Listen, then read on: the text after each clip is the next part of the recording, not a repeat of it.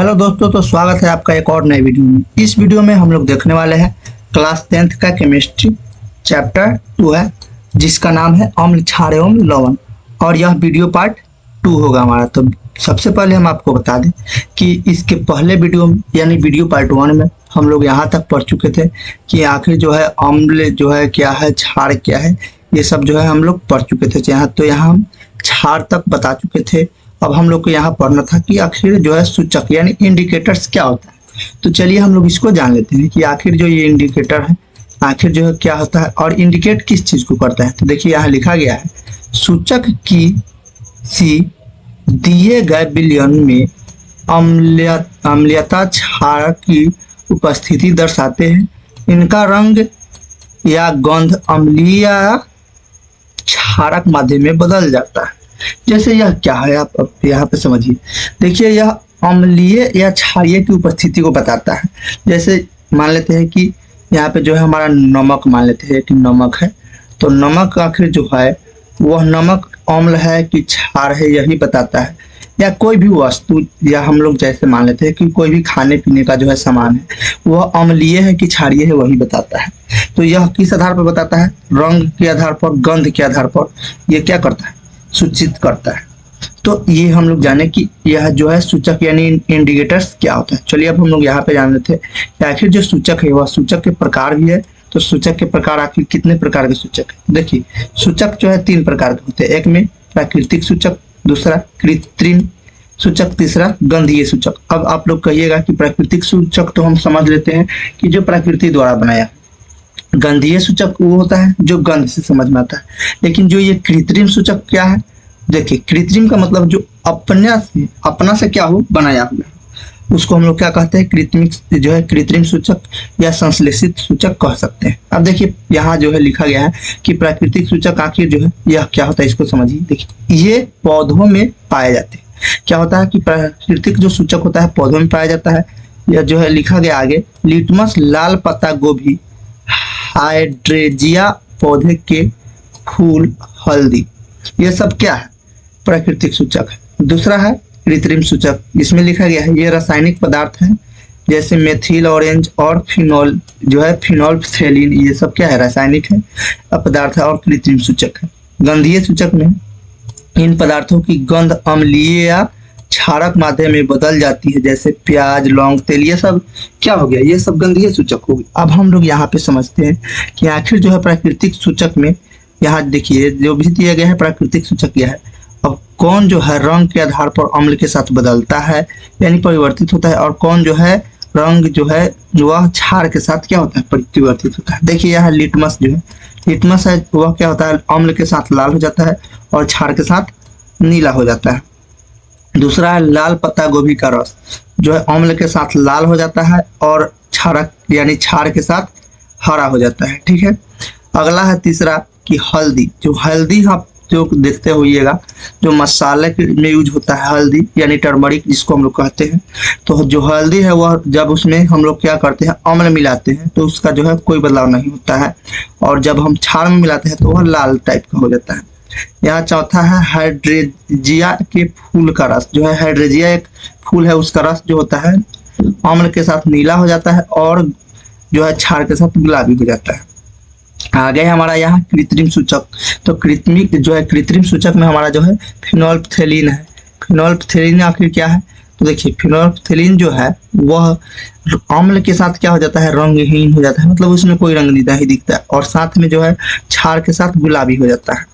अगला है methyl orange. Methyl orange जो है वह जब हम उसमें अम्ल मिलाते हैं तो वह लाल हो जाता है, और क्षार मिलाते हैं तो वह पीला टाइप का हो जाता है। ये आपको समझ लीजिए। अब गंधीय सूचक में देखिए जो प्याज का रस होता है, यानी प्याज जो होता है उसको आप लोग ओनियन कहते हैं। ओनियन जो होता है उसका रस जब हम अम्ल के साथ मिलाते हैं तो यह तीक्ष्ण गंध करता है, मतलब उसका जो है गंध थोड़ा ज्यादा लगता है। और आगे हम क्षार में जब मिलाते हैं तो इसका कोई गंध नहीं आता है। वैसे वैनिला भी है, तो वैनिला में जो है समान गंध रहती है और इसमें कोई जो है गंध नहीं रहता है क्षार में। लौंग का तेल है, उसमें अगर हम लोग अम्ल मिलाएंगे तो इसमें भी जो समान गंध रहेगा और इसमें जो है क्षार में कोई भी गंध नहीं। तो हम लोग यहाँ तक जान चुके हैं कि आखिर जो है प्राकृतिक सूचक, कृत्रिम सूचक और गंधीय सूचक जो है वो रंग के आधार पर और क्षार के आधार पर किस प्रकार परिवर्तित होती है। अब हम लोग आगे जानेंगे यहाँ अम्ल व क्षारों के रासायनिक गुण, क्या कि अम्ल एवं क्षार आखिर जो है वह उसका गुण क्या क्या है। तो यहाँ लिखा गया है धातु की अभिक्रिया, जिससे हम अम्ल के साथ क्या कराते हैं, एक बार धातु की अभिक्रिया और एक बार क्षार के साथ जो है धातु की अभिक्रिया कराते हैं। तो देखिए यहाँ जब अम्ल प्लस धातु मतलब अम्ल के साथ धातु को अभिक्रिया कराते हैं तो हम लोग लवण और हाइड्रोजन प्राप्त पाते हैं। जैसे यहाँ देखिए HCl मिलाया गया है और जिंक को आपस में जो है क्या किया जा रहा है, अभिकृत किया जा रहा है, तो हम लोग को क्या प्राप्त हो रहा है, ZnCl2 प्लस हाइड्रोजन, यानी हम लोग को जो है लवण के साथ साथ क्या मिल रहा है, हाइड्रोजन मिल रहा है। और यहाँ क्षार में देखिए जब क्षार में हम धातु को मिलाते हैं तो हम लोग को लवण प्लस हाइड्रोजन प्राप्त होता है, मतलब इसमें भी लवण प्लस हाइड्रोजन हम लोग को प्राप्त हो रहा है। जैसे यहाँ देखिए क्षार 2NOH का हम जब मिलाते हैं अभिकृत करते हैं धातु जिंक तो हम लोग को Na2ZnO2 प्लस H2 मतलब हम लोग को सोडियम जिंकेट प्राप्त हो जाता है और साथ में हाइड्रोजन। तो यहाँ जो है हम लोग को लवण और हाइड्रोजन इसमें भी प्राप्त हो गया। अब यहाँ पे है एक टॉपिक यहाँ पे लिखा हुआ है पॉप टेस्ट। आखिर जो यह पॉप टेस्ट होता क्या है इसको आप लोग समझिए। देखिए हाइड्रोजन गैस से निहित प्रफनली के पास जब एक जलती हुई मोमबत्ती लाई जाती है तो पॉप की ध्वनि उत्पन्न होती है। इस टेस्ट को हाइड्रोजन की उपस्थिति दर्शाने के लिए प्रयोग करते हैं। देखिए पॉप टेस्ट क्या होता है, जैसे यह हाइड्रोजन गैस से निहित प्रफनली को हम क्या करते हैं, पास जब एक जलती हुई मोमबत्ती को लाएंगे तो क्या होता है, पॉप की ध्वनि उत्पन्न करती है। क्या करती है, पॉप की ध्वनि उत्पन्न करती है। इस टेस्ट को हम लोग कहते हैं, इस टेस्ट को हाइड्रोजन की उपस्थिति में दर्शाने के लिए प्रयोग करते हैं। तो ये हम लोग जान लिए कि आखिर जो है पॉप टेस्ट हमारा क्या है, इसको समझ लिए। चलिए आगे हम लोग देख लेते हैं। तो आगे है जो हमारा धातु कार्बोनेट तथा धातु बाइकार्बोनेट की अभिक्रिया। जब धातु की और धातु बाइकार्बोनेट की अभिक्रिया कराते हैं, धातु कार्बोनेट और धातु बाइकार्बोनेट की अभिक्रिया कराते हैं, अम्ल के साथ और क्षार के साथ भी हम लोग कराकर देखते हैं। देखिए यहाँ जब अम्ल प्लस धातु कार्बोनेट अभिक्रिया कराते हैं तो हम लोग लवण प्लस CO2 प्लस जल प्राप्त करते हैं। जैसे यहाँ देखिए 2HCl plus Na2 plus CO3 जब हम मिलाते हैं, आपस में अभिकृत करते हैं अम्ल के साथ, तो हम लोग को क्या प्राप्त हो जाता है, यहाँ 2NaCl प्लस CO2 यानी हम लोग को कार्बन डाइऑक्साइड प्लस H2O यानी जल। तो हम लोग को यहाँ देखिए लवण प्राप्त हुआ, कार्बन डाइऑक्साइड प्राप्त हुआ और जल प्राप्त, और क्षार के साथ कोई अभिक्रिया नहीं होती है। ठीक है, अब देखिए यहाँ जब अम्ल के साथ जो है हम अम्ल की जगह पर HCl रखते हैं, धातु बाइकार्बोनेट जब हम रखते हैं तो NaHCO3 रखते हैं, तो हम लोग को प्राप्त क्या होता है, NaCl plus CO2 plus H2, मतलब सेम मात्रा प्राप्त होता है। तो ये जो है धातु कार्बोनेट तथा धातु बाइकार्बोनेट की अभिक्रिया है। अब हम लोग आगे देखते हैं। तो आगे है चूने के पानी का टेस्ट। अब देखिए चूने का पानी का टेस्ट किस प्रकार से किया जाता है, इसको लिखा गया है उत्पादित कार्बन डाइऑक्साइड को चूने के पानी से प्रवाहित करने पर पानी दूधिया हो जाता है। मतलब पानी जो होता है क्या, दूध के टाइप का हो जाता है, मतलब उजला जो दूध होता है उस टाइप के हो जाता है।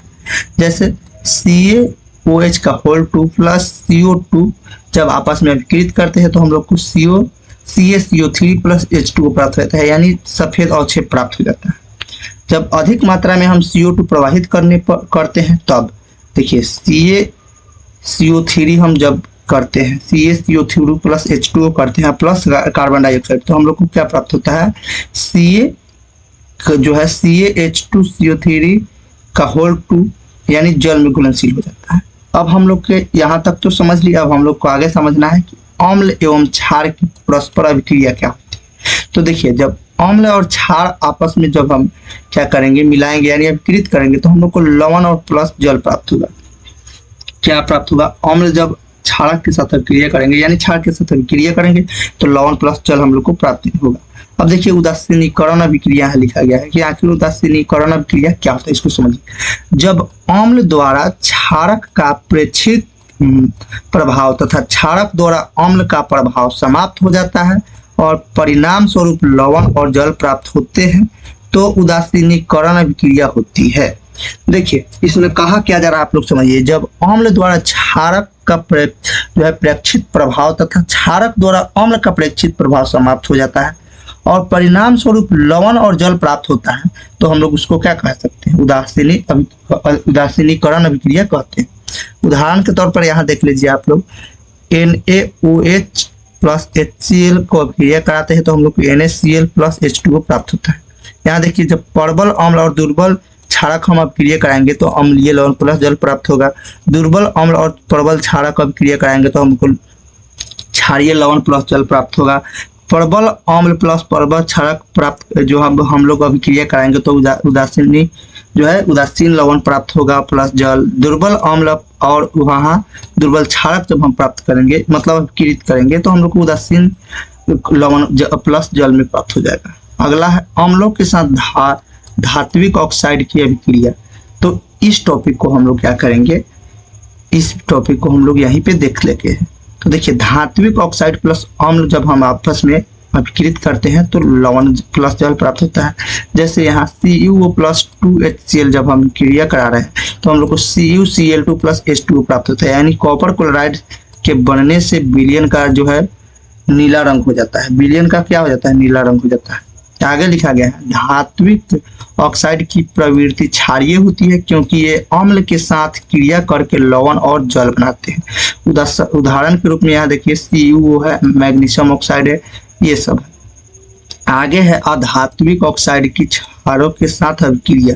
क्या है, अधात्विक जो है क्षारों के साथ अभिक्रिया। तो यहाँ लिखा गया है, अधात्विक ऑक्साइड प्लस क्षार जब अभिक्रिया कराते हैं तो हम लोग को लवण प्लस जल प्राप्त होता है। जैसे CO2 प्लस CaOH का होल 2 जब अभिक्रिया करते हैं तो CaCO3 प्लस H2O प्राप्त होता है। यहाँ है कि अधात्विक ऑक्साइड प्रवृत्ति में अम्लीय होता है तथा विद्युत धारा प्रवाहित करते हैं। तो यहाँ तक हम वीडियो को देख चुके हैं। हम लोग देखेंगे अगला वीडियो में जलीय विलयन में अम्ल और क्षार। तो हम वीडियो को यहीं पे एंड करते हैं, यानी समाप्त करते हैं। इस वीडियो को यहीं पे समाप्त करते हैं। और साथ में अगर आप लोग अभी तक मेरे चैनल को सब्सक्राइब नहीं किए हैं तो यहाँ पे आप चैनल को सब्सक्राइब करें, साथ में बेल आइकन को दबाना ना भूलें। और साथ ही अगर आप लोग अभी तक मेरे टेलीग्राम चैनल से नहीं जुड़े हैं तो टेलीग्राम का चैनल नीचे डिस्क्रिप्शन बॉक्स में दिया गया है, आप लोग वहाँ से जुड़ सकते हैं। वहाँ पे प्रतिदिन क्विज कराया जाता है। और साथ में यूट्यूब पर भी आपको कम्युनिटी पोस्ट में क्विज कराया जाता है। तो आप लोग वहाँ पे जो है क्या कीजिए, जो है क्विज को आंसर दीजिए, जिससे आपको जो है नॉलेज आपका जो है बढ़ेगा। तो आपसे यही रिक्वेस्ट है कि आप लोग वीडियो को लास्ट तक देखें, और लास्ट तक देखे होइएगा तो आपको कुछ ना कुछ ज्ञान जरूर मिला होगा। और साथ ही आप लोग वीडियो को लाइक कीजिएगा ताकि जिससे हमको मोटिवेशन मिले। मोटिवेशन मिलता है तो हम आपके लिए नए नए वीडियो लाने की प्रयास करते हैं। क्लास 8 से हमारा जो सोच है क्लास 8 से डालें, तो आप लोग जो है हमको सपोर्ट कीजिएगा, तभी ये हो पाएगा। तो मैं यहाँ पे विश्वास करता हूँ कि हमको सपोर्ट मिलेगा, तो आप सब इतना जरूर कीजिएगा। तो हम वीडियो को यहीं पे समाप्त करते हैं। आज के लिए इतना ही। जय हिंद, धन्यवाद दोस्तों।